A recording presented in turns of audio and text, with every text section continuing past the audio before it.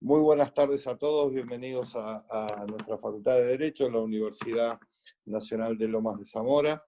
Hoy nos convoca un tema de derechos reales que lo hemos titulado Propiedad Horizontal y Propiedad Horizontal Especial a partir de la reforma del Código Civil. Se están cumpliendo en este mes, ustedes saben, el quinto año de puesta en funcionamiento de este ordenamiento tan importante para todas las materias que tengan que ver con lo civil y comercial. Quien va a disertar en el día de la fecha es el doctor Andrés Mastronardi, que es profesor titular de la materia Derechos Reales, Intelectuales y Registral. Le damos la bienvenida a Andrés, que además de tener el orgullo y el respeto académico personal, es un amigo. Y estoy viendo en el Zoom a otros profesores, también amigos, el caso del doctor Daniel Urcade, el doctor Juanjo Guardiola, que ya ha disertado, así que le damos la bienvenida a todos y le paso la palabra al doctor Mastronardi. Andrés, buenas tardes. Buenas tardes, Fabio, buenas tardes a todos. Bueno, un placer verlos y sí, primero ver a tantos amigos, a la doctora Lombardo, que la veo por ahí, a Carolina Rosas, que siempre está presente, a Juanjo, que se aburre solemnemente escuchando cosas de derechos reales, se va a aburrir un poco más, a Daniel Urcade, y bueno, a la doctora Caramés, a toda gente que nada, que tiene ganas de perder un ratito de tiempo, para que todos opinemos, a Mónica Polio también, que integra mi cátedra, a Alejandra Seve, bueno, muchas gracias por estar allí, para perder un poquito de tiempo escuchando esto.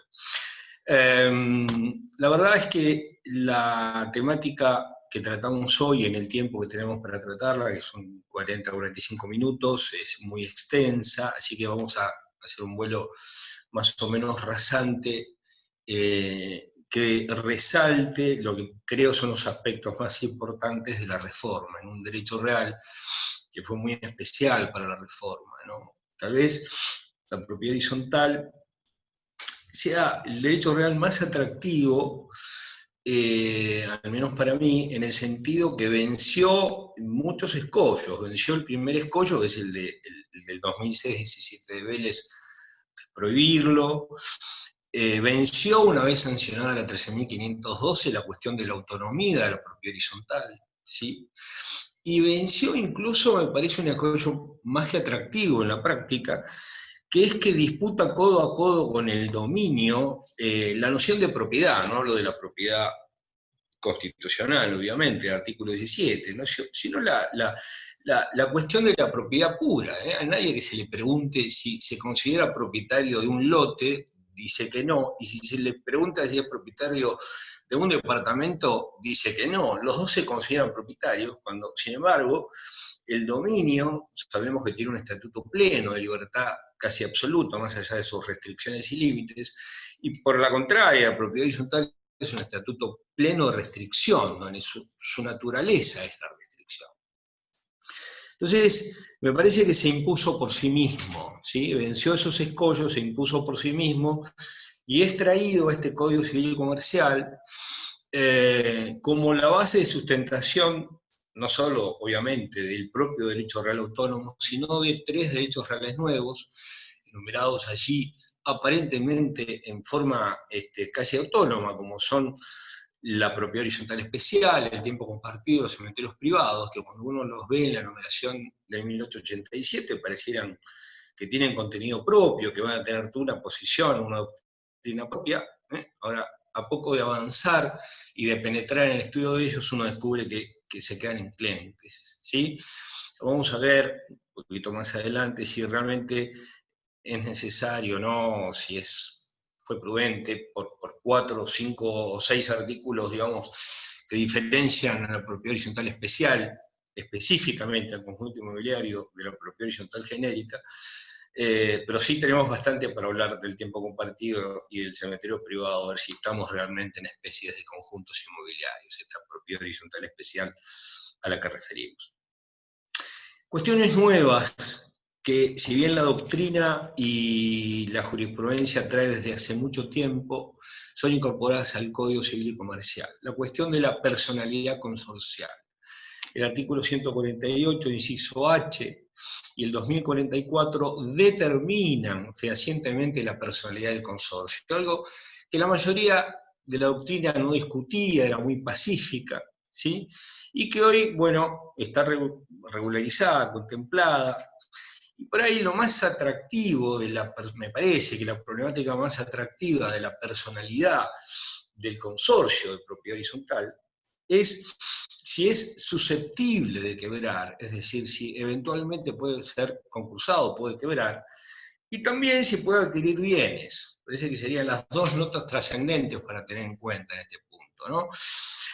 Para los que consideran que se trata de una persona jurídica de carácter privado y que no está excepcionada de ser concursada o quebrada, bueno, por supuesto entienden que sí, que puede quebrar. Hayton, por ejemplo, considera que no. Hayton considera que es una persona jurídica necesaria y que su función es la gestión o la administración natural del sistema y que finalmente los fondos para sostener a la persona jurídica consorcio tienen que salir de sus miembros, de los titulares de la unidad funcional, con lo cual finalmente casi sería imposible la quiebra del consorcio. Para los que consideran que sí puede quebrar, entienden que no está excepcionado, digamos, como los bancos, las compañías de seguro, que deben ser liquidadas y demás, y que entonces sería susceptible de que quiebre. La cuestión, me parece, de la disputa acerca de si puede quebrar o no, encuentra un buen ejemplo, pero ya lo comentaba recién, en la posibilidad de que un consorcio de propietarios adquiera bienes. Y no estoy pensando en bienes vinculados específicamente a funcionales propios de su sistema. De hecho, el 2085 establece una preferencia para que el consorcio de propiedad horizontal especial pueda comprar las unidades funcionales privativas propias del sistema si son vendidos. Pero la cuestión sería atractiva de pensar en si es susceptible que un consorcio pueda comprar un bien ajeno a una unidad funcional. A mí me resulta más atractiva esa disputa, ¿sí? Que un conjunto inmobiliario pueda adquirir un predio para incorporarlo a título de agrandar sus canchas de fútbol, de tenis, que se llaman amenities, por decirlo de alguna manera. Y si esa condición es posible, y si el estatuto lo prevé, que sería trascendente que el estatuto lo prevea, por supuesto, a mí me parece que entonces la quiebra del consorcio sería admisible. Porque si entendemos que es posible juntar dinero, que los consorcistas logren reunir patrimonio con la vocación de integrar nuevo patrimonio a ese consorcio, pareciera ser que está excediendo el consorcio en la mera cuestión de la gestión o la administración del sistema consorcial para penetrar en una situación jurídica que lo pondría en la alternativa de la quiebra. ¿Sí? Esto no está resuelto, digamos, esto es parte de una disputa doctrinaria y por supuesto también va a ser otra de las cuestiones que van a tener que resolver los jueces. ¿Sí? Pero me parece que la cuestión de la personalidad hay que mirarla por esos dos lados. Como dije, la posibilidad de adquirir nuevos bienes y también esta posibilidad de que sea concursado o quebrado. La reforma incorporó algunas cuestiones atractivas en materia de pH general, entre otras vinculadas a sus órganos, ¿sí? Especialmente respecto al órgano de gobierno, a la asamblea, estableció, siempre ofreció conflicto, es muy difícil encontrar en Argentina una asamblea consorcial que no esté nulificada por falta de quórum o por falta de mayoría. Realmente es muy difícil, porque es muy usual, sigue siendo muy usual, aún hoy los notarios se encuentran con que los desarrolladores de sistemas de pH en torre, de propiedad conjunto inmobiliario y propiedad horizontal especial, les piden que establezcan un mandato de muy largo tiempo, por ejemplo, para el administrador, o que celebren asambleas en segunda convocatoria, con quórum de presentes. Esto era muy usual en la antigüedad, muy usual con la 13.512, y era muy usual por la falta de participación de los integrantes del consorcio en las decisiones asamblearias, que quedaran legitimadas esas asambleas, aunque eran nulas por falta de quórum o por falta de mayoría. Sabemos que en materia de propiedad horizontal el quórum y la mayoría siempre coinciden y se toman sobre la totalidad de sus integrantes, ¿sí?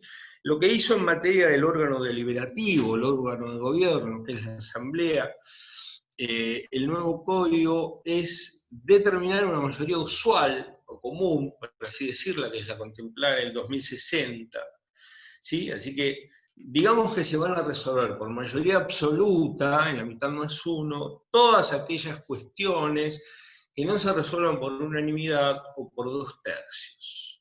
Las cuestiones que se resuelven por unanimidad, la verdad es que podrían haber sido contempladas con más prudencia por el legislador. Ya la 13.512 establecía, por ejemplo, que la hipoteca del terreno común, en su artículo 14, que la hipoteca del terreno común exigía la conformidad de todos, de unanimidad. Hoy no está previsto, aquí en el código. No está previsto que la hipoteca del terreno común exija unanimidad. No está previsto más que dos situaciones específicas para la unanimidad, con lo cual uno podría suponer que son las únicas que deben ser resueltas por unanimidad. Pero gracias son una obra nueva en el consorcio donde el beneficiado sea solo uno de los consorcistas. ¿Sí? Bastaría que dos se pongan de acuerdo para que ya baste la mayoría absoluta, lo cual es bastante imprudente, ¿no? O una modificación estructural de tal envergadura que exija unanimidad, por supuesto, por la modificación de la estructura del inmueble. Pero la noción de la modificación de partes comunes, transformándolas en privativas, privativas a comunes, cambios de destino, hipoteca de terreno común, modificación de porcentuales, todas estas cuestiones propias de la primer parte del reglamento de copropiedad, cuya regulación está en el artículo 2056, todas cláusulas que la doctrina siempre diferenció en cláusulas estatutarias o patrimoniales, que naturalmente son resueltas por unanimidad. Pues nada dice el Código de Derecho, y la verdad debería haberlo dicho. Hubiese sido mucho más cómodo que lo dijera. Por eso, ante esa ausencia, es prudente que el estatuto regule esas cuestiones. Porque si ustedes van al 2057, por ejemplo, van a encontrar que la modificación del reglamento de propiedad horizontal se realiza por 2/3. Pero sin embargo, en el artículo anterior, en el inciso O, dice que el reglamento debe establecer las mayorías por las que se va a modificar. Bueno, entonces, ¿en qué quedamos? Deberíamos haber quedado en que el reglamento debe establecer las mayorías por las que se va a modificar, específicamente las llamadas cláusulas estatutarias. Cambio de destino, modificación de partes comunes a privativas, privativas a comunes, porcentuales y demás. Y en todo caso quedarán para ser resueltas o modificadas por 2/3 las cláusulas reglamentarias, que es lo que la doctrina pacíficamente siempre estableció.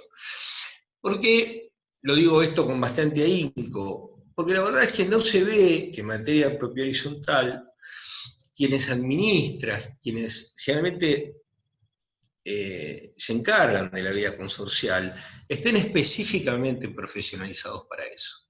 Entonces se siguen viendo asambleas en segunda convocatoria para cuestiones que exigen unanimidad o para cuestiones que exigen 2/3, que se celebran a media hora con la cantidad de presentes que haya. Y por supuesto, es impensable que una decisión de esa naturaleza pueda ser legitimada de esa forma. Se olviden que la asamblea es el modo, la forma en que expresa su voluntad con discernimiento, con intención y voluntad. si fuese una persona humana, este órgano.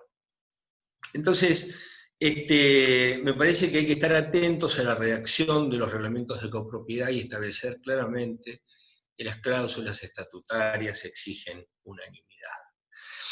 Para cerrar el tema de las mayorías y no quedarme mucho allí y avanzar en lo que nos queda, como les dije, se ha establecido unanimidad para los dos puntales de los que hablé, 2/3 para la modificación del reglamento. Hay un instituto nuevo, que es el instituto de la autoconvocatoria, parece bastante sensato, ¿sí? Muchas veces se presentan conflictos en el consorcio que exige que los consorcistas se reúnan allí en el instante para resolver el problema que tienen.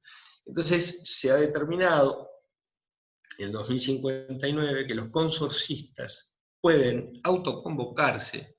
Para que esa convocatoria sea válida necesitan 2/3 de la totalidad del consorcio y deben decidir el temario también por tercios. Una vez decidido el temario y los puntos del temario a tratar serán resueltos por la mayoría que cada punto exija de acuerdo al estatuto o de acuerdo al código. Así que lo único que se resuelve por 2/3 en la autoconvocatoria es la autoconvocatoria en sí misma. Y por otra parte, el temario. No lo dice el 2059, a mí me parece que deben ser dos actos separados. Una cosa es la autoconvocatoria, autoconvocarse exige 2/3. Y una vez que nos hemos autoconvocado por 2/3, nuevamente tenemos que publicitar el temario y aprobarlo por 2/3. Si no, sería un acto sin solución de continuidad, donde estaríamos aprobando con un solo punto la autoconvocatoria por 2/3, y esto podría violar el derecho de alguno de los consorcistas. Así que creo que debe ser un acto separado, pese a que así no lo indica el 2059. El instituto nuevo, del 2060 infine, es por ahí el más atractivo, porque yo creo que el legislador, harto de que se resuelva todo en segundas convocatorias con mayoría de presentes, dijo, le vamos a dar a los consorcistas lo que pidan. Entonces, siempre que un asunto pueda ser resuelto por mayoría absoluta, es decir, que lo que les voy a decir ahora no es aplicable ni a los asuntos que exigen unanimidad, ni a aquellos que requieren 2/3, siempre que un asunto pueda ser resuelto por mayoría absoluta, si no se consigue, los accionistas presentes podrán tomar decisiones, de acuerdo a la cantidad de presentes que haya, y aprobarlos por mayoría simple de presentes. Luego de aprobarlo por mayoría simple de presentes, deberán notificar fehacientemente a la totalidad del resto de los consorcistas integrantes del sistema. Y estos tendrán, desde la notificación fehaciente, entendiendo por notificación fehaciente obviamente como notificación fehaciente extrajudicial, una carta de documento, un telegrama, o lo más económico para el consorcio, sería una nota, tendrán 15 días para impugnar esa resolución. ¿Cuál sería la mayoría necesaria para impugnar esa resolución? Bueno, a mí sí me ocurre que es un supuesto excepcional.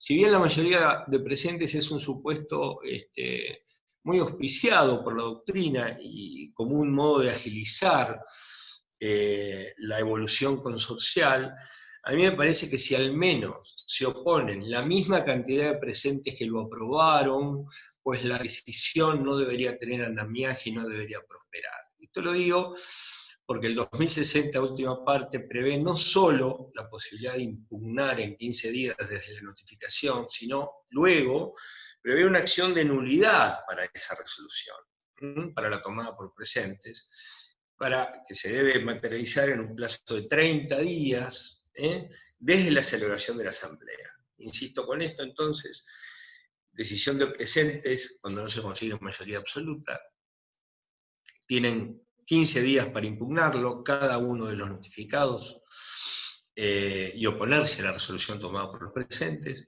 y 30 días desde la celebración de la asamblea para nulificarlo. Esta acción de nulidad, prevista en la última parte del 2060, es la única acción de nulidad que se ve en el título 15 quinto relativo a la propiedad horizontal, así que quiero entender que es la única, que esta nulidad es aplicable únicamente para el supuesto de toma de decisiones propresentes. Me parece un plazo muy exiguo si se tratara de nulidades asamblearias en general, es decir, de cualquier asamblea consorcial, ¿sí? Pero esto también es un tema para discutir.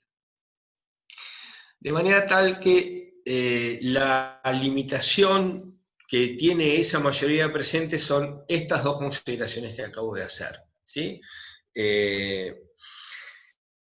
Hay algo interesante incorporado en materia del representante del consorcio, el encargado de la administración y representación del mismo, que es el administrador. Otra cuestión en la que los estatutos hacían bastante agua, porque era muy usual que la desarrolladora, sigue siendo muy usual, estableciese administradores designados por la primera vez en el reglamento por unanimidad a muy largo plazo, a 10 años hasta la venta de la última unidad o demás. Lo que hacía que fuese muy común, que el administrador fiel a los intereses de la desarrolladora, primero obviamente la impronta de mantener el perfil comercializador de esa empresa desarrolladora, pero en el fondo lo que uno advertía, que ese administrador, entre comillas, fiel, lo que sucedía es que cuando al poco tiempo de vida del consorcio aparecía algún vicio reditorio propio de la estructura del sistema, que claramente configuraba un incumplimiento de contrato compraventa por parte de la desarrolladora, por defecto material, por defecto de mano de obra, que debía ser reclamado naturalmente como un incumplimiento de contrato, pues pasaba y el administrador lo bajaba como un gasto de expensa, ¿sí? De reparación de la cosa, qué sé yo, al año y medio, los 2 años, cuando el desperfecto se producía rápidamente. Entonces lo que pasaba con el administrador, que era un tipo fantástico, que le permitía a la desarrolladora ahorrar dinero poniendo materiales de menor calidad, o bajando el precio de la mano de obra, si total todo lo que faltase iba a ser cubierto como expensa luego por los consorcistas, porque su administrador, el designado por la desarrolladora, desde luego iba a bajarlo como una liquidación de un gasto de expensa. Lo que hace el 2066 es establecer un límite al mandato del administrador. Y establece que ese primer administrador no podrá ejercer su función sino hasta la primera asamblea. La primera asamblea debe celebrarse dentro, lo dice de esta manera, lo podría haber dicho mejor, de los 3 meses, pasados los 2 años de otorgado reglamento de copropiedad, u ocupadas el 50% de las unidades. La verdad es que no se entiende por qué lo de ocupados, podría haber sido vendidas, ¿sí? Porque no se entiende el porqué de ocupadas las unidades, pero lo cierto es que pareciera ser que pasados los 27 meses desde el otorgamiento del reglamento de propiedad horizontal, nos encontraríamos que el primer administrador cesaría en sus funciones y de acuerdo a cómo se comportó, podrá ser renombrado o deberá ser removido. Una cuestión interesante se produce en el 2065, vinculado a cómo define el código al administrador, porque lo define como representante legal del consorcio en carácter de mandatario, ¿sí? Se los voy a leer porque hay algo para agregar ahí. El administrador es representante legal del consorcio con el carácter de mandatario, puede ser un propietario, un tercero, persona humana o jurídica. Lo cierto es que el 358 del código establece que la representación puede ser legal, ¿sí? Puede ser judicial, digamos, o tuitiva, o puede ser orgánica. parece que no hay dudas que la representación que ejerce el administrador, en este caso, es orgánica. ¿Sí? No es un representante legal en carácter de mandatario. Pareciera ser que su legitimación proviene claramente de ser un órgano consorcial, con lo cual hay una confusión entre la representación orgánica y la representación legal, que es la que proviene del mandato. ¿Sí? Más allá que ejerza funciones de mandatario y de representante. De manera, ese es un tema para tener en cuenta. Es un órgano consorcial y como tal representa al consorcio. ¿De acuerdo? El resto, el último órgano consorcial que nos queda por tratar es el Consejo de Administración. Un órgano que tiene tradición en la creación casi constitucionaria del espíritu propio de la propia horizontal, muy peligroso, porque el Consejo de Administración es se supone, órgano, digámoslo rápido, un órgano consultor y un órgano que se encarga en todo caso de la verificación, de la auditoría de las conductas del administrador. En la práctica consorcial, hace de asamblea, hace de administrador, hace de lo que le guste. Pero es aún peor. No es siquiera el consejo quien hace de asamblea y quien hace de administrador. Quien lo hace es el que tiene más poder dentro de ese consejo, que para los que han trabajado en propiedad horizontal suele ser el que no tiene nada que hacer en el edificio, el que no le dan bolilla en su casa, el que lo echan de su casa y el tipo va a molestar al resto del consorcio. Perdón, pero quien ha vivido en un sistema sabe de qué estoy hablando. ¿Sí? Entonces, como en el proyecto de reforma, en el 2064 se establecía la obligatoriedad del órgano, pero en el código se estableció que la Asamblea puede designar este órgano. Bueno, sería atractivo que en el reglamento de copropiedad se establezca claramente la estructura de funcionamiento del órgano, ¿sí? Cómo va a funcionar, que lleven un libro, que toman decisiones, y que los administradores no hagan caso, sé que esto no es fácil, no hagan caso a las decisiones autónomas de los integrantes del Consejo porque sí, y que se entienda claramente que sus decisiones no son vinculantes, salvo en situaciones muy específicas, como las prevé el 2064, que sí le otorga una función, con lo cual es paradójico, ¿no? Porque le otorga contemporáneamente a que sostiene que el Consejo de Administración puede no existir, porque lo puede nombrar la Asamblea, no es un órgano obligatorio, establece, por ejemplo, que es quien debe ejercer la administración en la hipótesis de renuncia, remoción, muerte del administrador, por 30 días convocar a una nueva asamblea y nombrar un nuevo administrador. ¿Sí? Con lo cual tiene una función delicada. Entonces, la cuestión es, si no existe el consejo, que el estatuto establezca qué criterios se va a seguir. Bueno, pareciera que se va a seguir la asamblea, se va a reunir la asamblea, va a designar un administrador. Pero bueno, esto no está establecido. Otra cuestión delicada también, y muy delicada, sobre todo en materia de conjuntos inmobiliarios, es que el Consejo de Administración tiene a su cargo, en uno de los incisos del 2064, la autorización del uso de fondo de reserva por parte del administrador. Es muy usual, si bien siempre se considera que los administradores son personajes particulares cuya vocación es embromar al consorcio, también hay muchos administradores que no se merecen los consorcios que administran. Eso también se ve en la práctica. Es increíble, yo en conjuntos inmobiliarios trabajo hace mucho tiempo, y como como las personas, como los seres humanos, las urbanizaciones van formando su propia personalidad, así se forman conjuntos inmobiliarios fantásticos y otros que no lo son, y que le hacen la vida imposible a todo el mundo, porque tengo nombres para dar, no lo puedo hacer.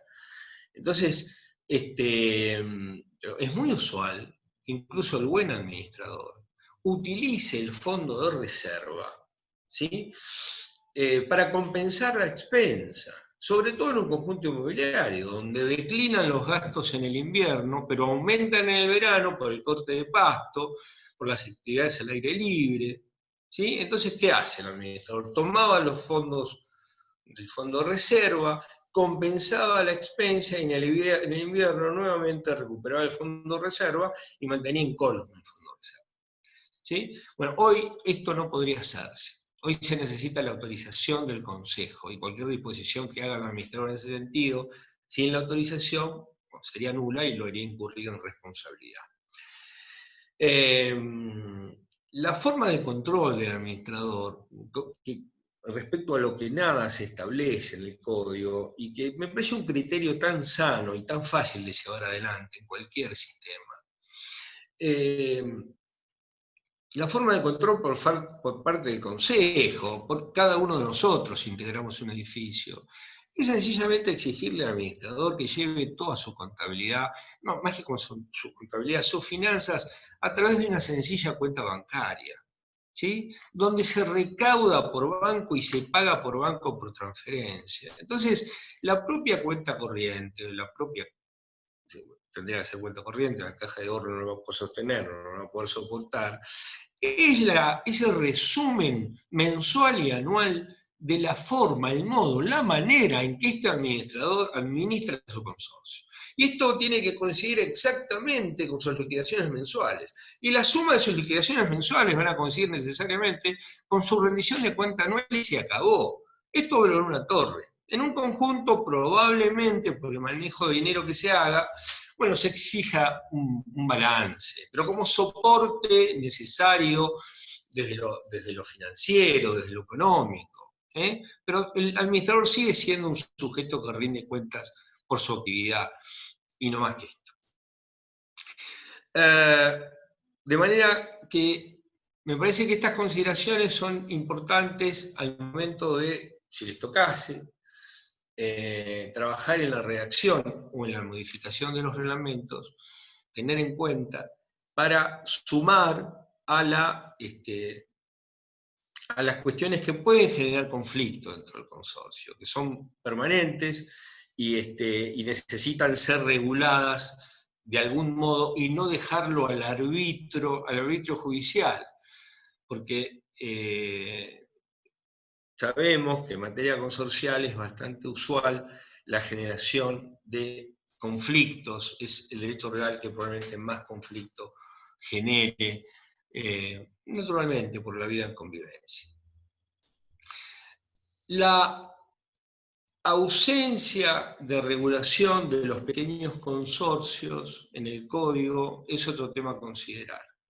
¿Sí? El Código Civil reguló los grandes consorcios, los subconsorcios, siguiendo tal vez el modelo Nordelta, que tuvo como criterio la posibilidad de un consorcio madre, y entonces otros subconsorcios, digamos, menores que reportan al consorcio madre, una idea que parece sencilla en el código porque hay que instrumentarla para que funcione el estatuto, pero no se regularon los pequeños consorcios. Esa regulación de los pequeños consorcios hubiese sido indispensable, porque hay una multiplicidad de situaciones en la práctica, en la vida de relación, que requerirían la posibilidad de adecuarse a un sistema horizontal sin todo el andamiaje estructural y costoso que exige los institutos de los que estamos hablando. ¿Sí? Un pequeño consorcio donde tal vez lo administre alguno de los que lo integran.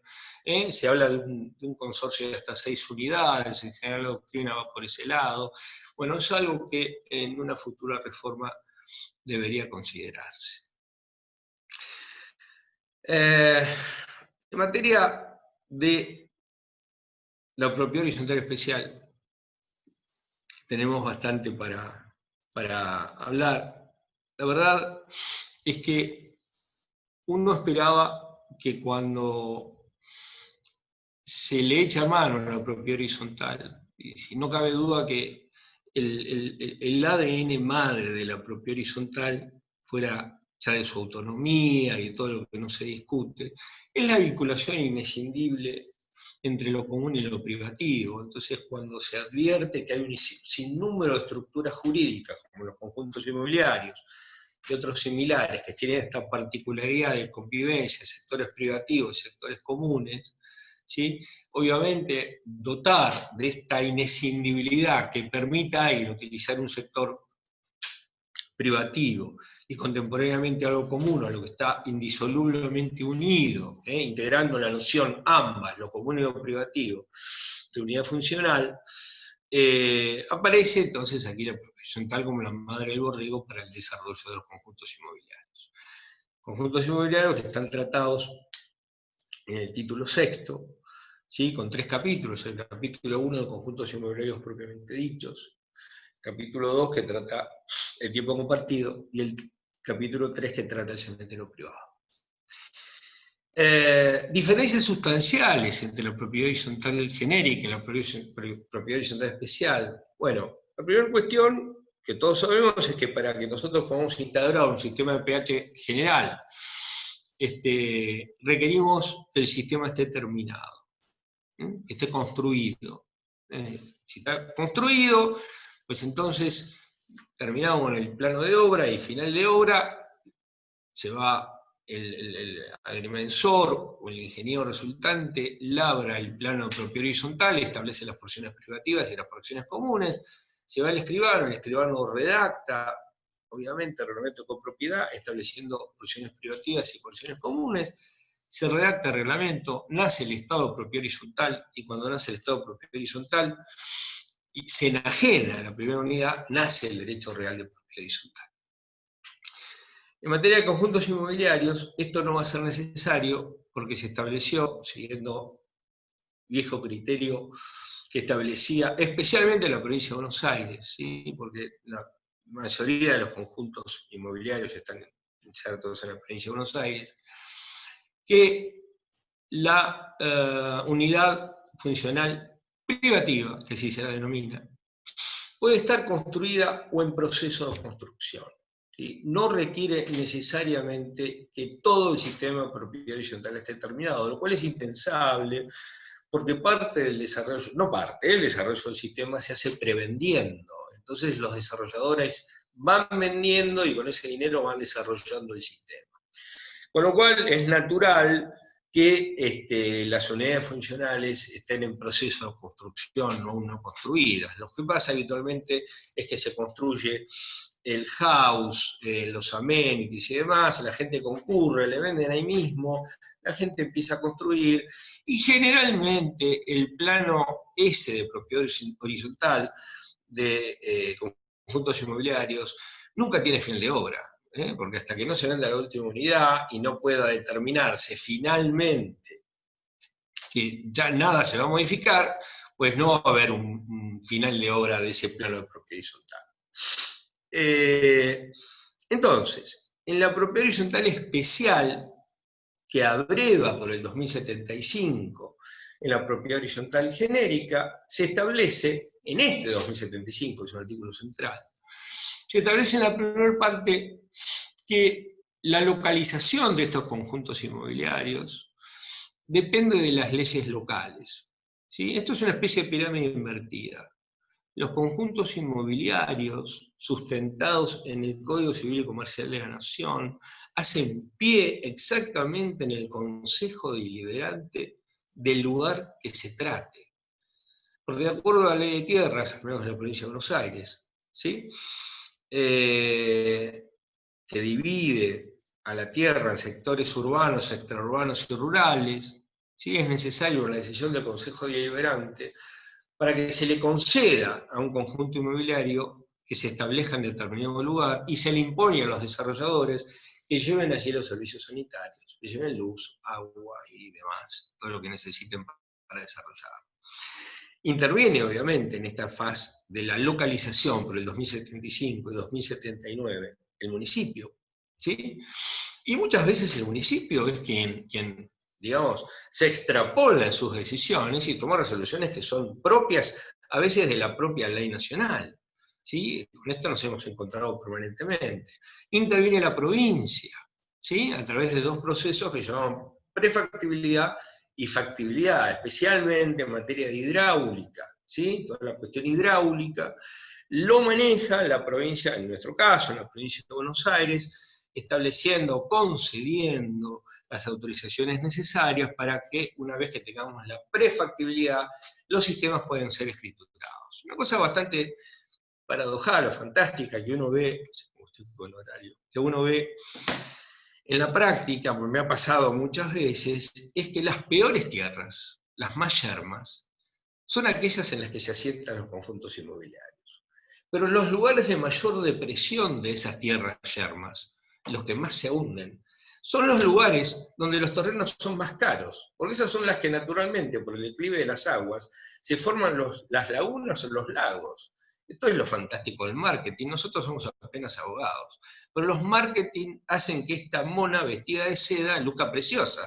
Entonces los que van a los terrenos que están sobre el laguito sepan que están en el lugar más bajo de ese sistema, donde todo el agua fue por recipiendario.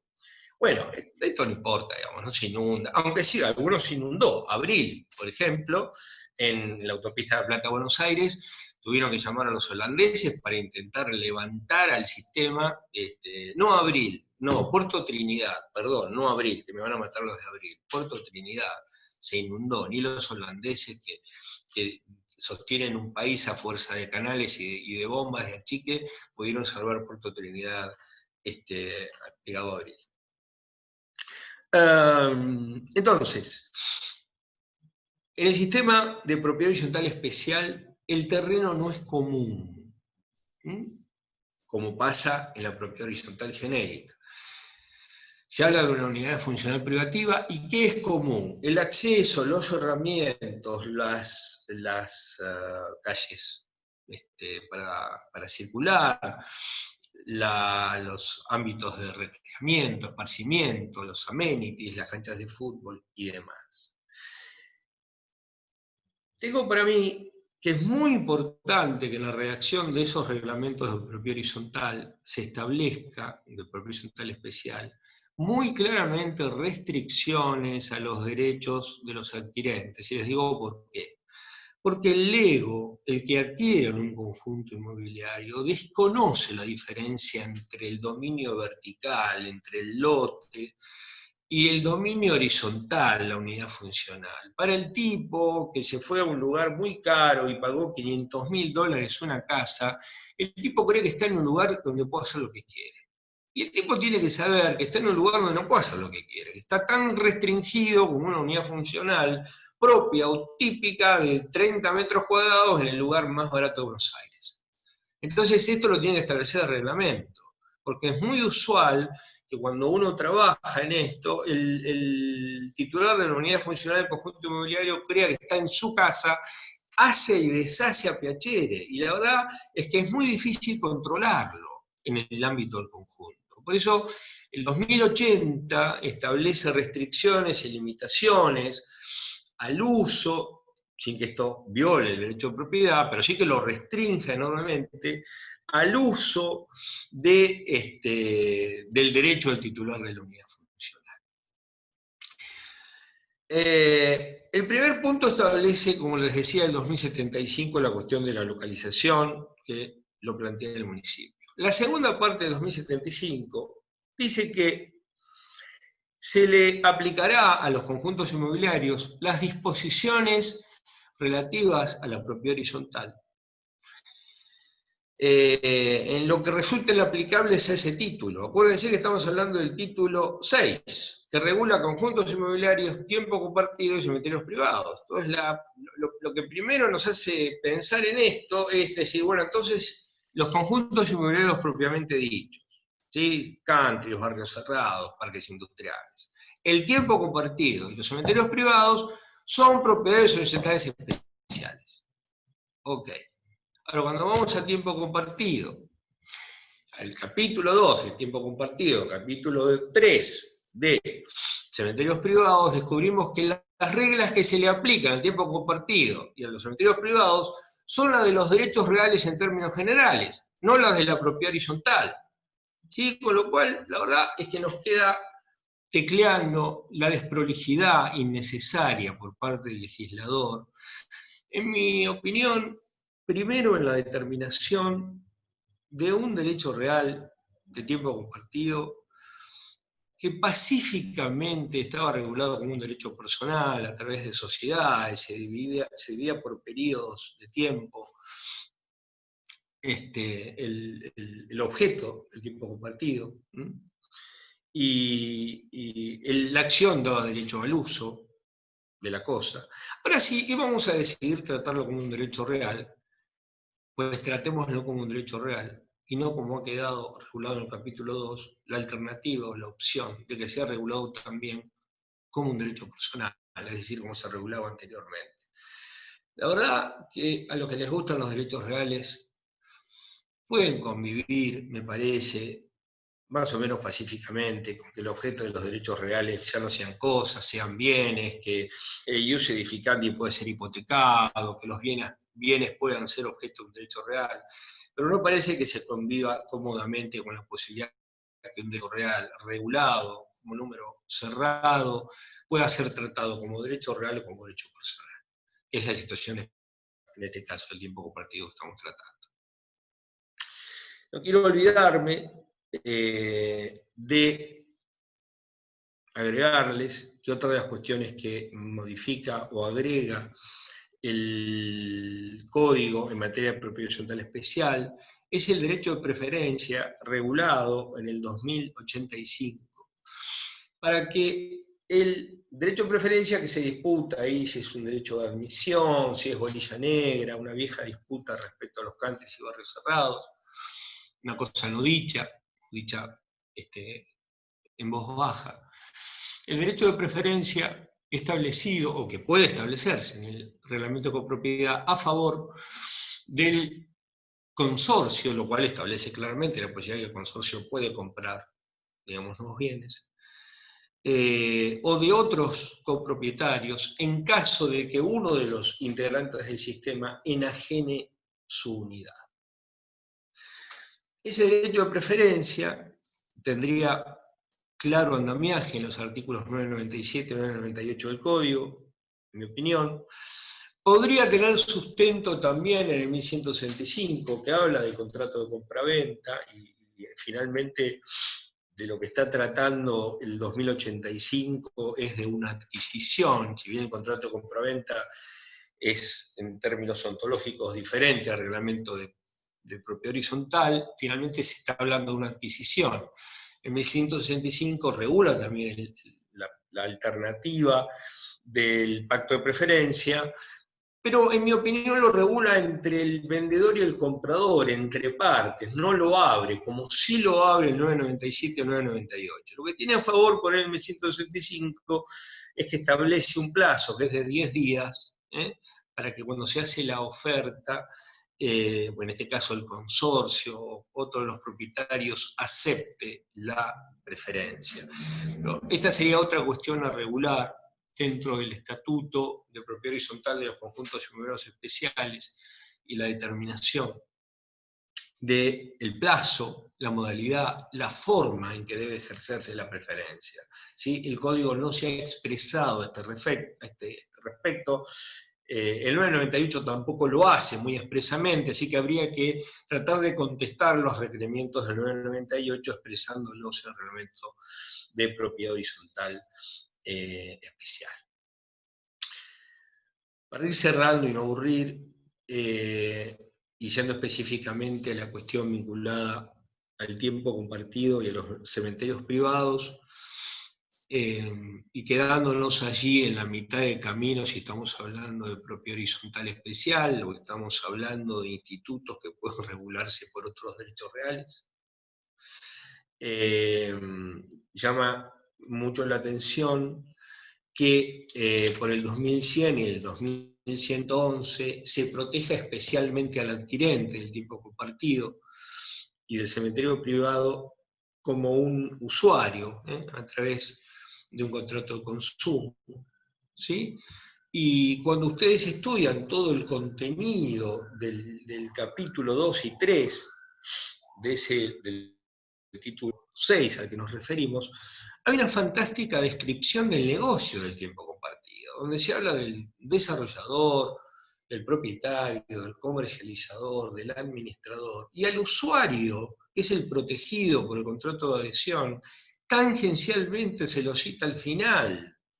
¿Sí? Se lo cita diciendo, se le aplican las reglas del consumo al tipo que adquiere un tiempo compartido, que adquiere un cementerio privado. En el mientras se ocuparon de decir cómo se desarrolla el sistema, quién es el comercializador, quién es el administrador, quién es el propietario. El tiempo compartido mismo, si pensáramos que es parte de los conjuntos inmobiliarios y que se les aplica la regla de los derechos reales, acuérdense que hablé de una limitante para la designación del primer administrador. En el tiempo compartido mismo, déjenme ver si lo encuentro aquí en el código, se establece, por ejemplo, que no hay ningún conflicto, en que el administrador pueda ser ejercido por el mismo emprendedor. 2096. La administración, hablamos de tiempo compartido, la administración puede ser ejercida por el propio emprendedor, que es el que sería el desarrollador, el que el 2066 pretende proteger al establecer un límite de 27 meses al primer administrador, acá lo junta, ¿no? La administración puede ser ejercida por el propio emprendedor o por un tercero asignado por él. En tal caso, ambos tienen responsabilidad solidaria frente a los usuarios del tiempo compartido por la debida gestión y coordinación en el mantenimiento y uso de los bienes. Bueno, no parece razonable que si establecemos en el 2066 una limitación entre el desarrollista y el administrador para evitar la connivencia, acá le permitamos que sea el mismo. Con lo cual nos hace dudar realmente si estamos en presencia de un tiempo de un instituto, de una propiedad horizontal especial. Finalmente, la adecuación de la última parte del 2075, en la que se ha escrito, se escribe y se escribirá. Lo que dice el 2075, última parte, como ven, es un artículo central en lo que nos ocupa, es que los sistemas de tiempo compartido que se hubiesen desarrollado bajo formas mixtas o bajo formas de derechos personales, cuando digo mixtas son derechos reales y personales, o bajo la forma de derechos personales, deben adecuarse al sistema de propiedad horizontal. La verdad es que esta determinación a muchos nos choca por violentamente inconstitucional, es decir, en la práctica yo trabajaba en sistemas de tiempo compartido geodésicos donde se cumplió estrictamente la manda de la ley. ¿Cómo funcionan los sistemas geodésicos en la provincia de Buenos Aires? Bueno, cuando no era posible, justamente porque las unidades no estaban totalmente construidas, aplicarles al sistema el principio de la propiedad horizontal, el sistema de propiedad horizontal, se desarrollaban formas análogas que permitieran llevar adelante estructuras similares. Aquí en el sur las Naciones, la Martona, por citar para los que somos del sur, pero hay casi 350 sistemas similares, otros tantos de propiedad horizontal en la provincia de Buenos Aires, desarrollados bajo lo que se llama el sistema geodésico. ¿Qué hacen? Pues se atribuyen las unidades privativas como lotes a título de dominio en los adquirentes, y todo lo común, todo lo que sería común en el conjunto inmobiliario, entradas, accesos, cerramientos y demás, les conceden titularidad a una persona jurídica privada, que suele ser una asociación, que se estructura bajo los términos del artículo 3 de la Ley de Sociedades, y entonces allí tienen un sistema estructurado, un sistema geodésico estructurado, bajo la base de dominio, por una parte, y por otra parte, una SA, una asociación, que es la dueña de los espacios comunes. Cuando alguien compra en ese sistema, ¿qué compra? El lote y una acción, que están vinculadas inescindiblemente, no se pueden separar. Así consiguen la inescindibilidad propia de la redundancia. La verdad es que muchos de esos son científicamente constituidos, pero desde hace mucho tiempo. Entraron en crisis, esto hay que decirlo, en el 2015, porque muchos de ellos establecieron como jurisdicción para el cobro de los gastos de reparación, mantenimiento y conservación de la cosa común, que no las podemos llamar expensas, porque no es PH, por un fallo plenario, que es Barrio Cerrado Pilares con Álvarez Vicente, ¿sí? Un plenario que fue necesario dictar porque había mucho conflicto respecto a la ejecutividad pactada en los contratos de compraventa y en el mismo estatuto de la asociación de esos gastos de reparación, mantenimiento y conservación, hasta que a alguien se le ocurrió decir, muchachos, la ejecutividad no puede pactarse, tiene que tener fuente legal. Así que no me vengas a cobrar por geodesia, si el sistema es geodésico, no me vengas a cobrar esto como si fuese una expensa, porque no es una expensa. ¿Sí? Así que nada, cobrámelo por un proceso ordinario. Como hubieron fallos, la jurisdicción en Capital Federal es comercial, como, bueno, uno de los jueces del plenario conocido por muchos de nosotros es el Rafa Barreiro, que estableció ese plenario que el proceso ejecutivo no era aplicable o no podría consensuarse, con lo cual nos encontramos que ese plenario Barrio Cerrado Pilares le hizo un daño importante a los sistemas geodésicos para que puedan cobrar los gastos de reparación y mantenimiento de la cosa común, porque imagínense que hay que cobrarlos por vía ordinaria, e intentar cobrarlos por vía ordinaria implica que la contraparte los desconozca, cuestione la facturación, diga, bueno, todo lo que cuestionamos cuando contestamos una demanda, niego y desconozco. Entonces eso y la propia adecuación, la verdad que ponen, no digo en peligro de muerte, pero si yo tengo que comprar un sistema geodésico hoy y tengo dinero para comprar un sistema en PH, ni loco, ni borracho, compro un sistema geodésico, sujeto a adecuación y con el plenario. Le sumamos, al menos para 40 de ellos, que tienen jurisdicción, que han fijado la jurisdicción en Capital Federal, una resolución, la resolución 25 de la Inspección General de Justicia, que estableció un plazo ahora para la adecuación, porque la adecuación no tenía plazo, para gran parte de la doctrina la adecuación es inmediata, para otra requiere plazo, para otra requiere de plazo y de una ley que diga cómo debe proceder esa adecuación, el caso de Cosari, que proclama esa posibilidad. Y si fuésemos por la adecuación, digamos, me parece que se requiere un procedimiento de adecuación. Yo tengo a mano acá esa resolución y quiero citar solamente 4 renglones, porque dejan anonadado, ¿no? La forma, dijo Juanjo cuando expuso él la semana pasada, no tengo ningún problema con Nissen, pero cuando uno lee esto, ¿no? Un poco antes resuelve, dice la resolución. En definitiva, si bien lo ideal hubiese sido que el Código Civil y Comercial de la Nación hubiera establecido un plazo para proceder a la adecuación al régimen de propiedad horizontal especial previsto por los conjuntos inmobiliarios, el cual, como proyección razonable, puede insumir algunos meses de tramitación,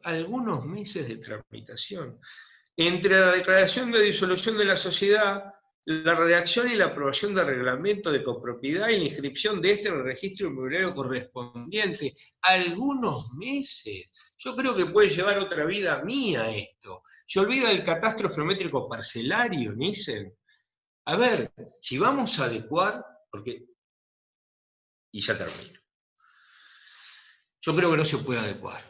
Me parece que no hay que adecuar, me parece que la situación de la adecuación es violar claramente derechos adquiridos por sujetos que razonablemente han cumplido con la ley cuando compraron un sistema geodésico y que pacíficamente viven allí. A mí me suena una expropiación sin dinero, que pague nadie. La tenemos que bancar los que vivimos en el sistema geodésico, ¿sí? Pero además, la adecuación, incluso la cuestiono, me parece cuestionable, en los propios sistemas geodésicos que estaban muy avanzados a la época de la sanción del código, porque sería una retrocesión enorme. Y si vamos a adecuar, lo que me parece que no hay duda, es que la adecuación no puede ser light, porque también hay toda una corriente que propende a una adecuación light, digamos, donde el sistema de la asociación o la SA mute, y entonces deje de ser una SA, pase a ser un consorcio,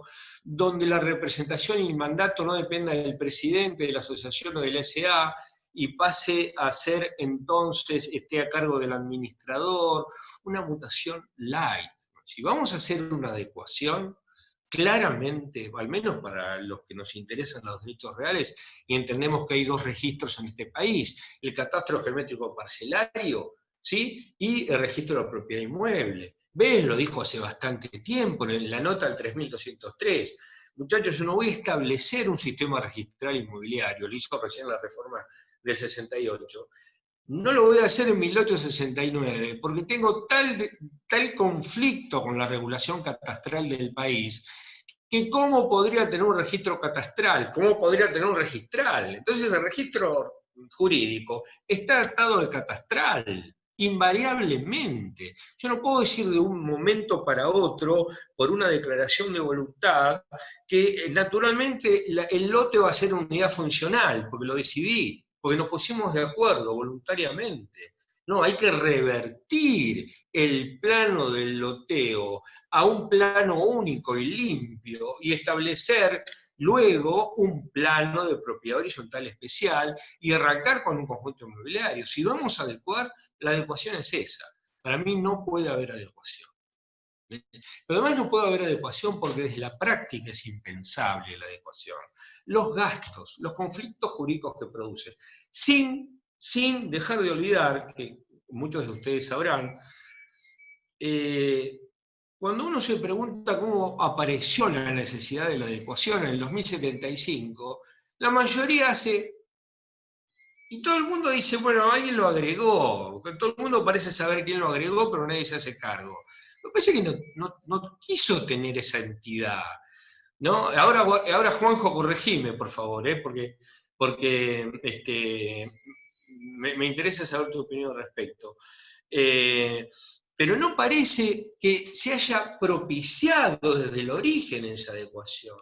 Entonces, me parece que la adecuación es naturalmente inconstitucional, me parece que hay tres estadios diferentes, los conjuntos que están establecidos.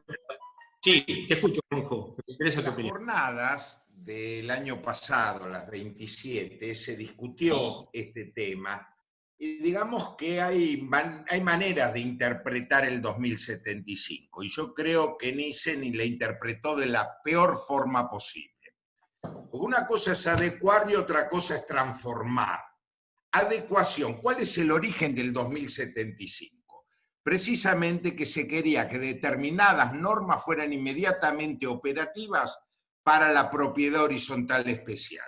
Y no se le ocurrió mejor forma que decir adecuación, cuando podría haberse establecido que tales normas de asambleas, régimen de administración, son directamente aplicables más allá del régimen jurídico que hubiera adoptado el conjunto inmobiliario. Pero no se hizo así, se hizo de la otra manera, o se interpretó de la otra manera, porque adecuar no es transformar, y se puede llegar perfectamente a decir que las normas que son operativas en forma inmediata son las reglamentarias de la propiedad horizontal género, no las que hacen a la estructura. Por algo es que se dejó la configuración de los conjuntos inmobiliarios, propiamente dicho, porque hasta en eso, para mí, no tiene nada que ver, mezclamos cualquier cosa, cementerio privado, tiempo compartido, con conjunto inmobiliario, hasta el punto que no es inmobiliario el tiempo compartido cuando puede recaer sobre un software, cuando puede recaer sobre una casa rodante. Pero olvidémonos de eso, la adecuación no apunta al cambio de la estructura del conjunto inmobiliario, máxime cuando, en el caso del sistema geodésico, prácticamente no se da esa mixtura entre derecho real y derecho personal, porque más allá de que está entrelazadas por servidumbres cruzadas, son precisamente servidumbres las que se dan entre dos personas, una figura asociativa y la otra cada uno de los titulares de las unidades funcionales por catastro. Mal llamadas unidades funcionales, dominios según catastro. Sí. Entonces, no es esta ni siquiera el destino de la transformación. Es pura y exclusivamente en aquellos sistemas en los que están organizados por sociedad anónima, pero no para el sistema geodésico. Es más, yo creo que al margen de la inconstitucionalidad que se da en la resolución 25 del 2020, por el hecho de que no tiene competencia alguna la IGJ para resolver nada de esto, al margen de eso, tampoco puede establecerlo para los sistemas que están organizados como derechos reales, porque el 2075 dice los mixtos, y acá no hay mixtura, aunque lo quieras entender, porque malinterpreta que la servidumbre real no es un derecho personal. Tal cual, tal cual. Sí, sí, absolutamente.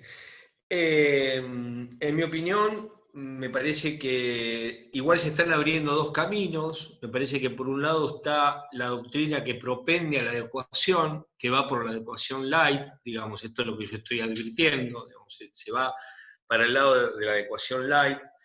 Me parece que el código va a sufrir una modificación, una reforma. Me parece que de la misma manera, sí, todo lo esperamos, de la misma manera que se eliminó, si bien no tuvo demasiada aplicación, la 19724, la prior horizontalidad, haberlo suplido por un régimen de caución no otorga ninguna seguridad jurídica.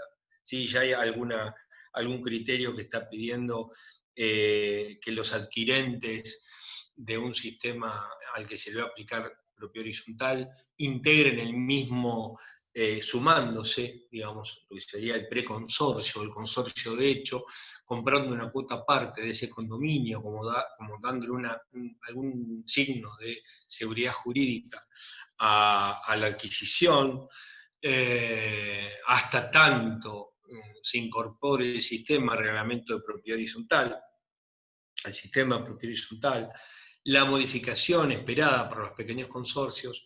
Me parece que habría que esperar una modificación en este sentido y determinar claramente a dónde se va con la adecuación.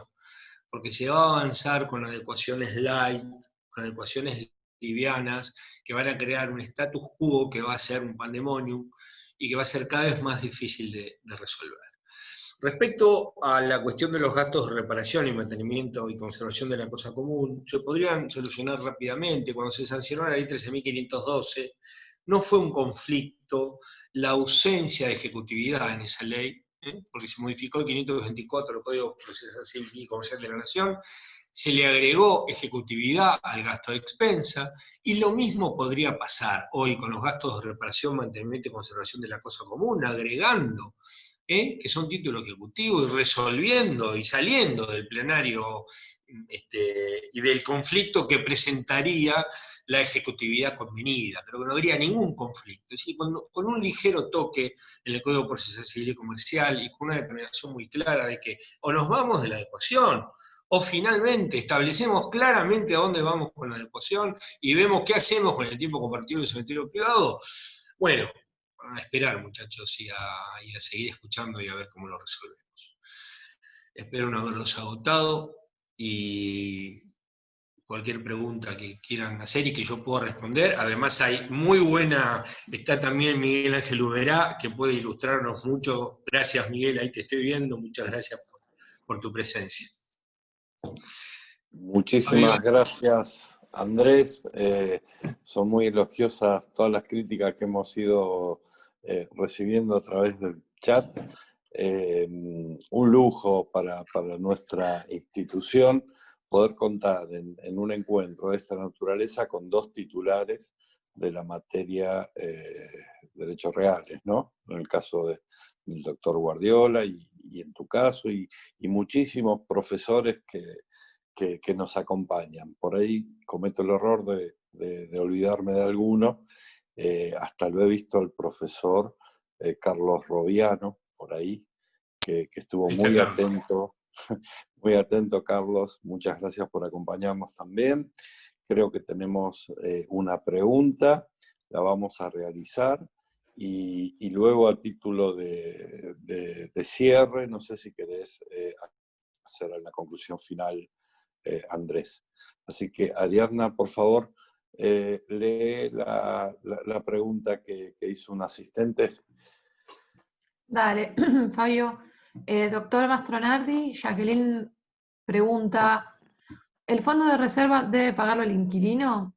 ¿Cuáles son los gastos obligatorios que deben abonar los inquilinos? ¿Cuáles de ellos se contemplan en las expensas ordinarias? Ejemplo, motor de portón de cochera, bomba de agua, etcétera. Muchas gracias.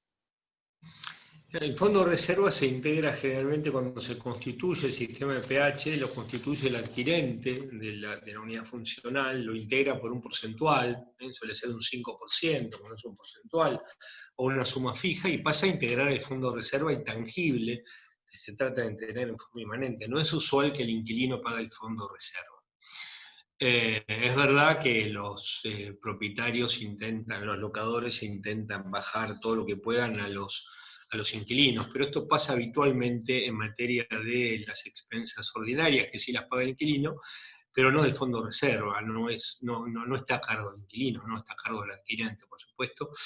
Y de la misma manera, también es bueno que los reglamentos establezcan la representación en las asambleas, cuando hay inquilinos, la necesidad de si los inquilinos contribuyen al pago de expensas, como un tema que quedó ahí pendiente, que me parece que es importante, es que el código establece que la votación ahora en las asambleas no es solo por unidad, sino que es por unidad y por proporción. ¿De acuerdo? Para que cierre una asamblea, el porcentaje necesario para aprobarlo debe cerrar por la suma de las unidades y por la suma de las proporciones que cada una de las unidades tiene en el total. Y lo que veo es que se están presentando bastantes conflictos en los conjuntos inmobiliarios especialmente. Ya sabemos que el voto es compuesto, digamos, ¿no?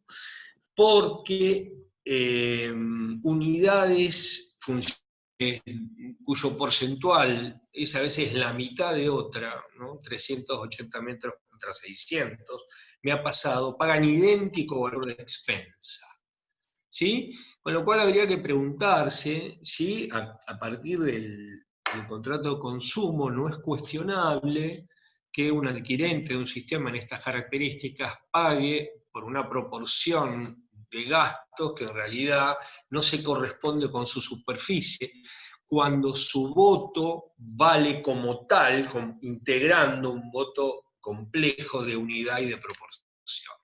¿Sí? Así que tengan presente esto también, la cuestión de la proporcionalidad no solo para el pago de expensas, sino también para el voto asambleario, que integra un voto múltiple por unidad y por proporción. Bueno, Fabio, no hay mucho más para agregar, ya hace una horita larga estamos hablando, tampoco da para profundizar más esto, se trataba de hacer una semblanza general de todo. Así que espero que haya quedado claro y bueno, nada, y agradecerle a todos la presencia y especialmente a los docentes que han dedicado su tiempo para escuchar un tema que espero les haya interesado. Gracias a todos los docentes y a todos los presentes. Bueno, vamos a dar por finalizada esta actividad del día de la fecha. Como digo todos los días, los seguimos invitando a todas y cada una de estas charlas a 5 años de la sanción de nuestro Código Civil y Comercial. Estamos tocando todas las materias que han sido de alguna manera afectadas y por nuestros titulares de cada una de esas materias. Así que agradecerles a todas y a todos y seguramente nos vamos a seguir encontrando de acá hasta fin de mes, que la semana que viene creo que ya tenemos todo derecho comercial y también van a estar nuestros titulares y van a tocar temas más que interesantes. Así que vamos a dar por finalizada, no sin antes agradecerte, Andrés, muchísimas gracias desde lo institucional y desde lo personal, una gran admiración por tu tarea como docente, así que damos finalizada esta conferencia. Gracias, muchos saludos para todos, muchas gracias. Adiós, buenas tardes, adiós.